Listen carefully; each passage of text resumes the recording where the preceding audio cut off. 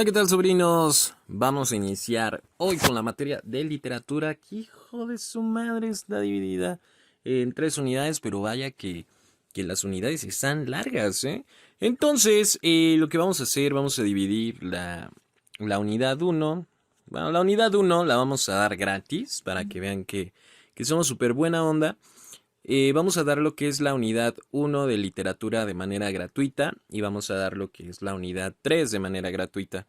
En este caso, nada más va a estar disponible lo que es la unidad 2 de manera presencial o en este caso también lo que es el curso en línea. Entonces vamos a continuar en este caso con lo que es la literatura o literatura. Vamos a empezar con la unidad uno, que es el texto. Recuerda que si quieres ver los cursos completos en exclusiva y con asesoría personalizada, te puedes unir aquí abajo en el botoncito unirte y puedes adquirir nuestra membresía del curso en línea. De igual manera nos puedes mandar mensaje a nuestra página de Facebook y puedes adquirirlo en promoción diciendo: Burro, vi tu video de literatura y quiero el precio especial de 499 pesos y nosotros te respetamos la promoción.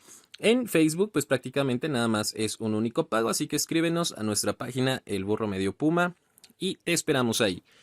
Y bueno, vamos a continuar, vamos a empezar en este caso con literatura, unidad 1, el texto, un poquito pesada, pero nada que no podamos sobrellevar. Y bueno, tenemos que empezar con las propiedades del texto. Debemos de entender que esto se va a complementar demasiado con lo que nosotros vamos a ver en español, o si ustedes vienen de ver español, pues van a ver que se van a complementar. En este caso vamos a decir que se va a llamar texto a cualquier mensaje visual, auditivo mixto que surge de una situación e intención comunicativa. Ya lo checamos en español. Un texto puede ser una palabra, un libro, pero siempre y cuando sea íntegro. Debemos de recordar que en español también vimos que un texto debe de tener lo que es sentido, integración, coherencia, para que realmente pueda considerarse un texto.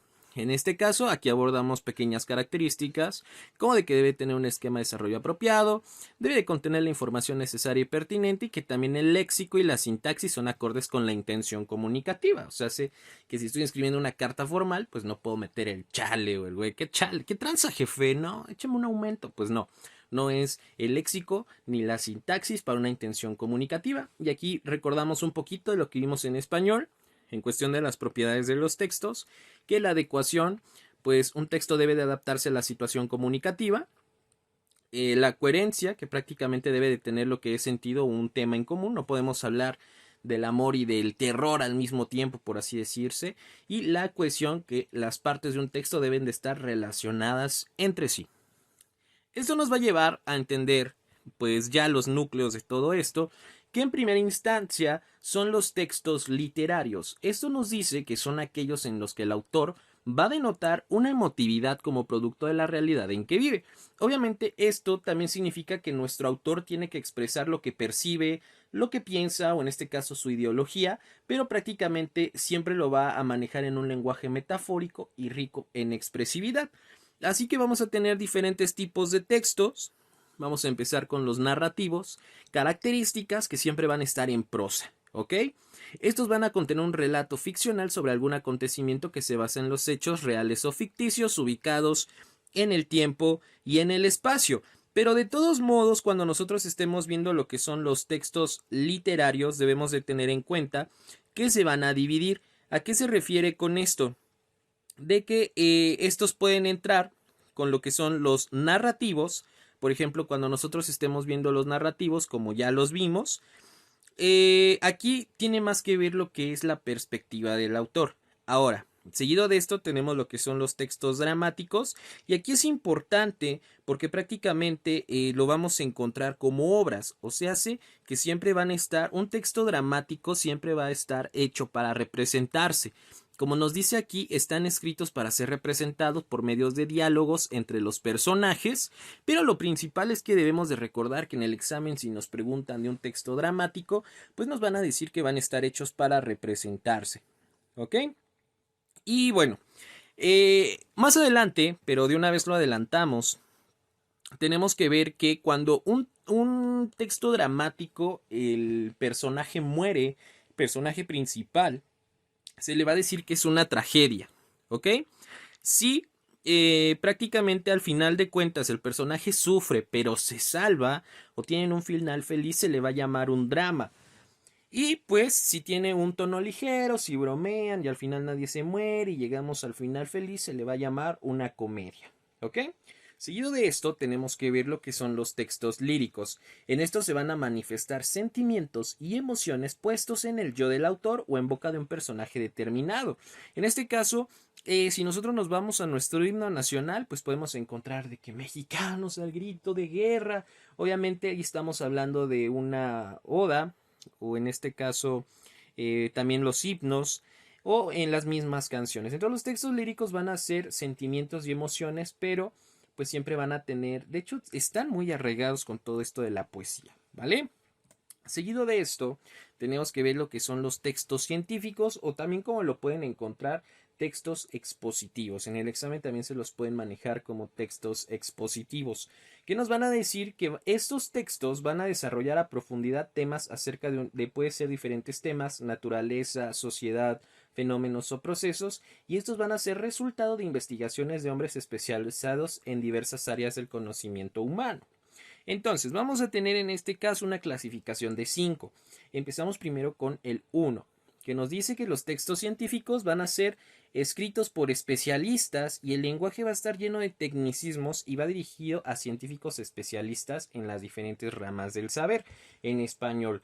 Por ejemplo, si nosotros estudiamos computación, hagamos un ejemplo, y tenemos un texto científico, voy a escribir yo como especialista.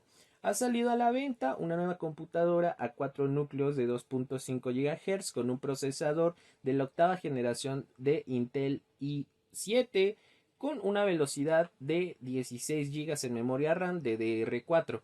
Posiblemente ustedes no me hayan entendido, pero si es otra persona que es aficionada o especialista en lo que son las computadoras, ellos van a decir, wow, no manches, es una supercomputadora. Pero es porque yo estoy escribiendo un texto científico con mis tecnicismos que va dirigido a personas que entienden esos tecnicismos. ¿Ok? Número 2. Tenemos textos tecnológicos, que estos se van a basar en los textos científicos y explican cómo se aplican de forma práctica en los descubrimientos y estudios realizados por la ciencia. Entonces, podemos volver a lo mismo en la computadora. Yo puedo decir, tengo una computadora de 8 núcleos que van a correr a 2.5 GHz, lo que hace que nuestra velocidad de procesamiento sea mejor. Y esto lo encontraron en California, en la fábrica de Intel. Bueno, es un nivel un poco más accesible de información o lo puedo entender mejor. Tenemos en el número 3 lo que son los didácticos, que nos van a explicar de una forma gradual unos conocimientos científicos o técnicos para que puedan asimilarse de acuerdo al nivel técnico de los estudiantes. O sea, no comparemos, por ejemplo, que nos estén enseñando TICs o TICs en la primaria, donde nos enseñan el Word, que nos enseñan, por ejemplo, la fuente, el tamaño de la fuente, el color de la fuente, a corregir, a centrar, a que realmente ya nos expliquen en un nivel universitario de que tenemos que poner el pie de página, que poner word art, que podemos crear una macros. Entonces, ¿qué son los textos científicos? Vamos con un lenguaje un poco más llano, ¿no? En cuestión de los didácticos. ¿Cómo a un bebé, a un niño de 10 años le puedes explicar la reproducción? Pues obviamente el libro tendría que estar orientado a la abejita que va y que deja el polen y nace una flor y cosas así. Pero ¿cómo sería un texto adaptado a una edad universitaria? No, pues es que hay un coito y obviamente se mezclan lo que son los gametos. Entonces nos estamos dando cuenta que es de acuerdo al nivel de los estudiantes. Ahora, cuando tenemos el número 4, que son los textos de divulgación, nos van a decir que se tratan de los temas científicos a un nivel accesible, ligero y ameno. En este caso aquí pueden encontrar lo que son las revistas muy interesantes, ¿no? Que por ejemplo ahí nos dice, se descubre la cura contra el coronavirus, ¿no? Y nos los explican de una manera en que nosotros lo podamos leer de manera ligera, pero que sea accesible, que no sea especialista para leerlo, pero que de igual manera me sea entretenido. Número 5 tenemos lo que son los textos de consulta, que prácticamente estos van a entrar lo que son diccionarios, enciclopedias, Wikipedia, en cartas. Prácticamente es para consultar algo de una manera especializada o conocimientos de manera especializada. Seguido de esto, tenemos que ver lo que es la relación entre la función lingüística y su organización textual. debemos de entender lo que nosotros llamamos el contexto. Es muy interesante saber pues qué es el contexto porque es algo que mucho lo decimos cuando estamos discutiendo con nuestra pareja, ¿no? Es que te sales del contexto, o no entendiste mal el contexto, o no, no es ese contexto. Bueno, pues tenemos que ver qué es el contexto, que nos dice que cada palabra se utiliza para poseer una aceptación exacta que la va a definir y que ésta la va a diferenciar de los diversos significados que ella misma puede tener, dependiendo pues las circunstancias, ¿no? Es como en México, depende nuestro tono de voz, podemos decir güey, o güey, no depende del tono, pues es el contexto que nosotros lo estamos manejando. Pero vámonos a una manera más literal, pues no sé, ¿cómo le podemos decir literática? No, literaria, una manera más literaria de decirlo. Vamos a iniciar con el ejemplo de la palabra luna, ¿ok? Luna como mi porque ya no tengo novia, güey. Nos dice, ejemplo, luna, vamos a utilizar la palabra luna. Uno nos va a decir, el próximo viernes habrá luna llena. 2. Después de la fiesta viajarán al mar de luna de miel. 3. Ana siempre está en la luna, pues no recuerda nada. Y 4. Querer un automóvil de ese precio es pedir la luna. En este caso podemos ver que en las 4 oraciones viene la palabra luna y lo podemos entender. Luna de miel, siempre está en la luna. O sea, podemos decir que en este caso el viernes habrá luna llena. ¿Ok? Ese no hay ningún problema. 2. Después de la fiesta viajarán al mar de luna de miel. Nosotros ya sabemos que la luna de miel no existe, ¿ok? Pero sabemos que la luna de miel significa que es un viaje después de casados. Ahora, Ana siempre está en la luna, significa que está perdida, o sea que está en su mundo, no es literal que esté en la luna. Querer un automóvil de ese precio es pedir la luna, o sea, no puedes comprar la luna, estamos de acuerdo. En este caso, la luna tiene diferentes contextos en cuestión de cada oración que se está aplicando. En la primera, luna llena es la fase de la luna en la que cual la cara da a la tierra, está completamente iluminada por la luz del sol. Perfecto. En la segunda, después de la fiesta viajarán al mar de luna de miel. Y ya dijimos que era un viaje. Entonces, si nos damos cuenta, la luna depende de la oración que nosotros tengamos, le damos su contexto o su definición. ¿Ok? Y después tenemos que ver la diferencia entre connotación y denotación. En este caso, connotación es espacio en el que se mueven los astros y por efecto visual parece rodear la Tierra. Seguimos hablando de la Luna. Entonces, vamos a darnos cuenta. Si nosotros seguimos hablando de la Luna, la connotación es dar la definición exacta de lo que estoy hablando. Si seguimos hablando de la Luna, podemos decir espacio en el que se mueven los astros y por efecto visual parece rodear la Tierra, la Luna. Pero si digo denotación, cada mañana veo el cielo en tu mirada.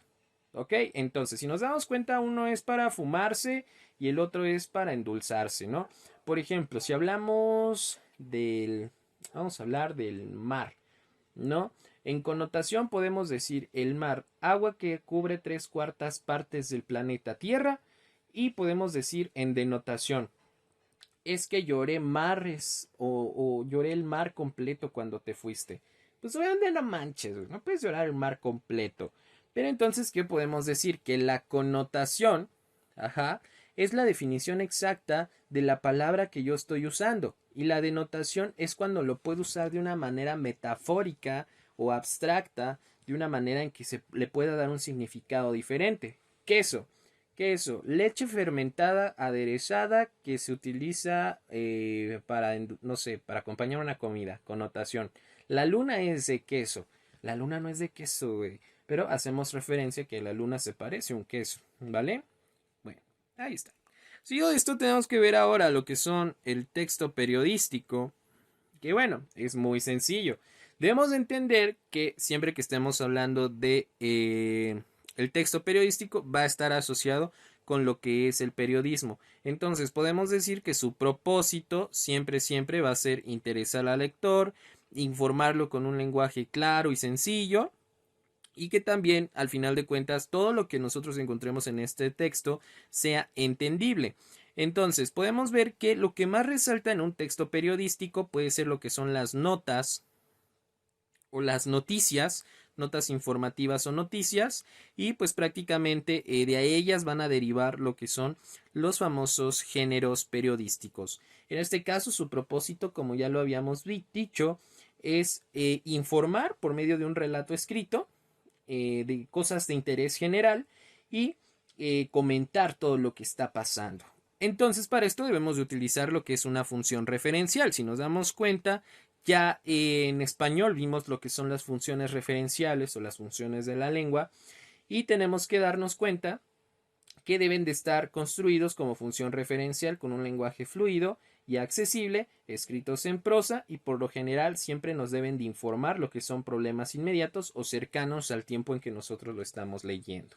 Entonces esto nos va a llevar a ver lo que son los elementos de la nota informativa. Cuando nosotros estemos viendo lo que son los elementos de la nota informativa, debemos de entender que hay diferentes preguntas para saber cómo generar una nota informativa. Estos elementos son estructurales de la noticia y pues debemos de entender que una noticia es algo nuevo que se desea saber. Antes de esto vamos a ver un poco rápido los tipos de notas que nosotros debemos de conocer. Como primero debemos de ver que existe la nota o la reseña descriptiva. Cuando nosotros veamos la nota o la reseña descriptiva, van a ser actividades literarias o artísticas o eventos de tipo cultural para que nosotros describamos el suceso. ¿Ok? Después tenemos lo que es la nota o la reseña crítica. Si nos preguntan sobre la nota o la reseña crítica, nos tiene que manejar el hecho de que esto solamente lo pueden escribir personas especializadas en el tema, ¿ok? O críticos reconocidos. No es lo mismo que yo de mi opinión, por ejemplo, de la película de Roma, que me quedé dormido, a que un crítico como Guillermo del Toro lo haga. ¡Oh, qué buenas tomas! Es que esa sirvienta es excelsior, sublime. Yo voy a decir, no manches, o sea, me aburrí, me dormí. Entonces, ellos son críticos especializados, yo no. Ellos pueden hacer una crítica, yo no. ¿Ok? El reportaje, aquí es donde el periodista puede exponer su propio criterio, puede decir lo que ve, lo que escucha, lo que investiga y pues puede dar lo que es su opinión. ¿Ok? Ahora sí, nos vamos con los elementos de la nota informativa y para poder escribir una nota debemos de entender estas 5 preguntas que son las de la vieja chismosa. Nos debemos de preguntar quién sujeta la información, cómo, por ejemplo, asesinaron a un güey en la esquina. No, asesinaron a un güey, asesinaron a Paquito. ¿Quién? Pues sujeto de la información. ¿Quién lo mató? ¿O quién mataron? Pues a Paquito, güey. ¿Cómo? Pues de 2 balazos. Ok. ¿Dónde? En la esquina de la casa. ¿Cuándo? Antier. No manches. ¿Por qué? Pues porque vendía mota. Entonces, pues ahí nos estamos dando cuenta que ya con eso podemos hacer una nota informativa. Asesinan a Paquito a punta de balazos en la esquina de el Pedregal de Santa Úrsula el 12 de marzo porque se le asoció a un narcomenudista. Entonces ya con eso nosotros podemos hacer una nota informativa. Y entonces nos lleva a entender lo que es la selección, jerarquización, omisión y reiteración de la información. O sea, sí que prácticamente cuando nosotros estemos viendo lo que es una noticia, debemos de entender que va a tener una estructura, que esta va a ser un esquema del discurso periodístico, donde vamos a tener jerarquías ordenadas por categorías. Estas categorías es importante porque organizan el proceso de lectura, comprensión y reproducción del artículo periodístico. En este caso, tenemos lo que es el encabezado, o que también lo podemos llamar el titular, encabezado. ¿Ok? Que es el título de la información, su mensaje es breve y sirve para llamar la atención del lector, se escribe con tipos de mayor tamaño, descubren ciudad más antigua de Europa, ahí está, tucu tucu tum. Entrada o lead, que es el subencabezado o subtítulo, su función es ampliar el encabezado titular, se escribe con tipos de menor tamaño que los del encabezado. En este caso tenemos lo que es entrada o lead, aquí está. Y el sumario o cuerpo de la noticia, que es la información básica que se trata de la nota, que es lo que tenemos prácticamente todo aquí. Pues ya prácticamente todo el cuerpo. ¿Ok? diría Lolita Ayala, ya se fue. Entonces, vamos ahora a ver lo que es el texto dramático. Cuando nosotros estemos viendo el texto dramático, debemos entender que siempre va a ser referente de las obras. ¿A qué nos referimos de las obras? Pues ya vimos que estos van a estar hechos para representarse, van a ser principalmente en obras teatrales donde van a ser de forma dialogada y las historias están relacionadas con pasiones humanas y de igual manera van a ser representadas por personajes que crea el mismo autor. En este caso, cuando nosotros estemos hablando del texto dramático siempre va a ser representado y al final pues puede ser feliz o trágico según el tópico que desarrollen o el subgénero al que correspondan. En este caso, cuando nosotros estemos viendo el texto dramático, tiene una organización dialógica. En este caso es la manera en que el autor va a dar su estilo. O sea que hay diferentes maneras en que lo puede usar o que lo puede plasmar. En este caso tenemos que ver de manera directa que nos dice que si es el personaje el que se expresa con sus propias palabras. Por ejemplo, regresémonos al mismo capítulo o al mismo tipo de Shrek. Es directo porque Shrek está diciendo sus diálogos. Indirecto es si algún personaje o el autor cuenta lo que un personaje dijo. O sea, sé que Shrek puede decir, es que mis papás decían que yo era un ogro. Bueno, sería indirecto porque Shrek está diciendo los diálogos de otro personaje. Cuando nosotros estemos hablando del monólogo, por ejemplo, puede ser lo que hace Franco Escamilla, porque habla a un público indeterminado sin esperar la respuesta de otro personaje. O es prácticamente, por ejemplo, lo que hacía Adal Ramones. Él contaba una historia, es como si le hablara a la cámara, pero jamás depende de la respuesta del público.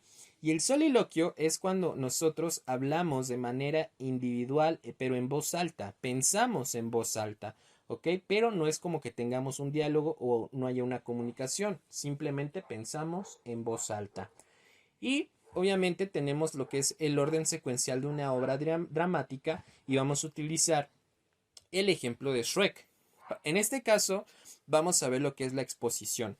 La exposición nos va a decir que es en el momento en que se conoce el conflicto, las circunstancias de la obra o es donde los personajes se dan a conocer. En este caso, cuando nosotros vemos Shrek, inicia contándonos la historia de la princesa en el castillo y nos está poniendo en el contexto, nos está mostrando las circunstancias de la obra y de que se va a tratar de una princesa. Tenemos el nudo que nos dice que es cuando las cosas se complican y empiezan los primeros enfrentamientos, o sea, cuando invaden el pantano de Shrek. Conflicto es el momento en el que dos o más personajes discuten sobre un determinado asunto y se enfrentan y uno de ellos debe dirimir.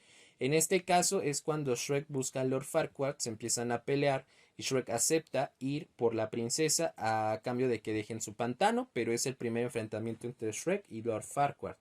Ahora, momento humorístico. Nos dice que existe además del humorismo que pues esta es la habilidad para aprender a apreciar, expresar aquello que tiene un sentido divertido cómico. Obviamente en Shrek abunda lo que es el sentido humorístico. Cuando la princesa infla un sapo, cuando Burro brinca, cuando Burro se casa con la dragona, pues todo eso es un momento humorístico. Y tenemos lo que es el clímax. Es el momento en que la tensión entre los dos o los demás personajes unen fuerzas y se oponen dentro de una obra para llegar al punto máximo de tensión, o en este caso es cuando ya es el combate final contra el malo. En este caso aquí tenemos cuando Shrek dice yo me opongo. Obviamente ese es un momento de clímax porque todos nos quedamos como de que ¡oh! Y ya hasta en la película todos lo hacen así, ¿no? ¡Oh! No puede ser. Bueno. Y tenemos el desenlace, que prácticamente es la parte de la obra de ficción, ya sea dramática o narrativa, en que se restituye el equilibrio que existía antes de que se suscitara la tensión. O sea, sí, todos felices. Entonces esto nos va a llevar a entender lo que son los personajes. Los personajes dramáticos deben de poseer un carácter definido, el cual se mantendrá durante toda la obra, a no ser que pues, sea una obra moderna y el personaje malo se vuelva bueno, ¿no?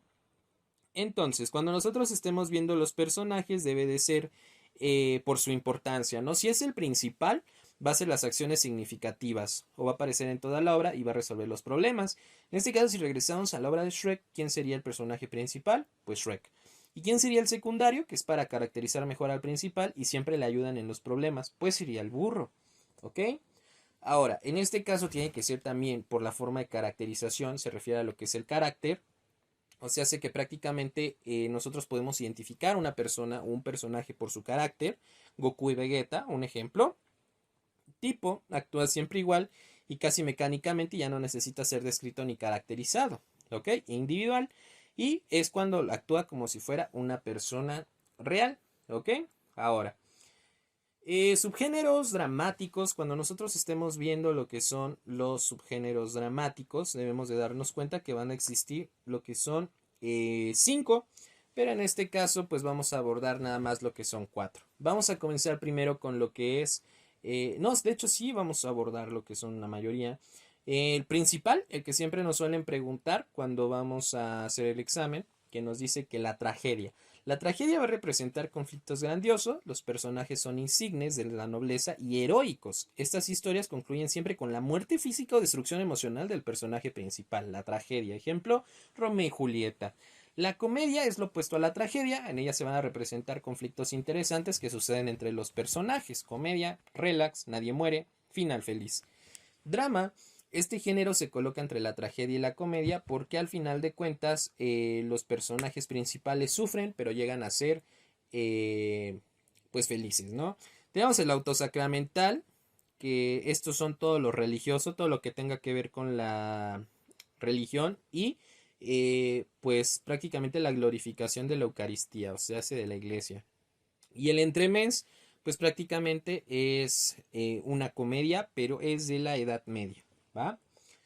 Y tenemos lo que es el texto poético, ya casi estamos a punto de acabar lo que es la unidad 1, no se me duerman por favor. Y en este caso, cuando nosotros estemos viendo lo que es el texto poético, debemos de entender que siempre va a ser las emociones del autor o lo que quiere expresar. En este caso, cuando nosotros estemos hablando del género poético, una palabra puede tener diferentes significados. Debemos entender que el poema, pues lo vamos a identificar de la siguiente manera. Tenemos aquí lo que son las partes del poema, tenemos lo que es el verso, que prácticamente es un renglón de lo que nosotros podemos ver aquí. Tenemos lo que es la rima, que prácticamente es las palabras que suenan igual, la vamos a ver un poquito más adelante, no les doy la definición. Y tenemos lo que es la estrofa, que es el conjunto de versos que conforman lo que es la estrofa, y obviamente todo esto pues conforman lo que es un poema. Ahora, tenemos la división de los géneros poéticos, ¿ok? O sea, hace que hay diferentes tipos de poesía. Tenemos la poesía épica, donde son hechos narrados ajenos al personaje, pero haciendo una interpretación, un comentario de ellos. Por ejemplo, si nosotros habláramos de Aquiles, podría ser una poesía épica. Poesía dramática es donde el poeta no narra directamente los hechos, sino que los pone en boca de los personajes, ¿vale? Entonces ahí puede ser, por ejemplo, Hamlet. Y poesía lírica, que habla de sí mismo y evoca sus afectos y desencantos. Aquí tenemos los subgéneros de cada género literario. Yo les sugiero que estos se los aprendan de memoria porque en literatura lo complicado es de que nos pueden preguntar los géneros o las corrientes literarias. Entonces encontré esta pequeña tablita para que se la puedan aprender. Ahora, cuando nosotros estemos viendo esto, tenemos que ver lo que es el análisis intratextual de un poema. Vamos a ver primero lo que son los el metro, que consiste en contar el número de sílabas que posee un verso. ¿Ok? Debemos de entender que antes de ver lo que son los diptongos o las sinalefas, debemos de marcar la métrica. Por ejemplo, aquí, ¿cómo sería el verso o el metro? Puedo decir, al que ingrato me deja, busco amante. Aquel ingrato me deja, busco amante. Yo puedo decir que esto pues tendría 1, 2, 3, 4, 5, 6, 7, 8, 9, 10, 11, 12, 13. Podría decir que tiene 13 sílabas. Pero en este caso debemos de ver lo que es la sinalefa o también los diptongos.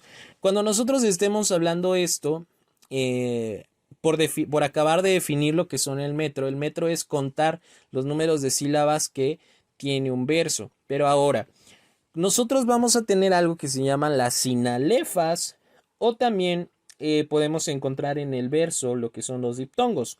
Mientras vamos a encontrar lo que es la sinalefa, que su definición se forma cuando una palabra del verso termina en vocal y la siguiente principia en vocal. Entonces esto se forma lo que es un diptongo. Por ejemplo aquí, al que ingrato. Al que ingrato. Si nos damos cuenta, al que in, estas son dos sílabas, pero la primera termina en e y la segunda inicia en i. O sea, hace que tenemos y término en vocal e, inicio en vocal i, y esto se junta para formar una sola sílaba. Por ejemplo, aquí busco a. Co termina O vocal, A, que es una sola sílaba, es vocal, se juntan y forman lo que es una sola sílaba.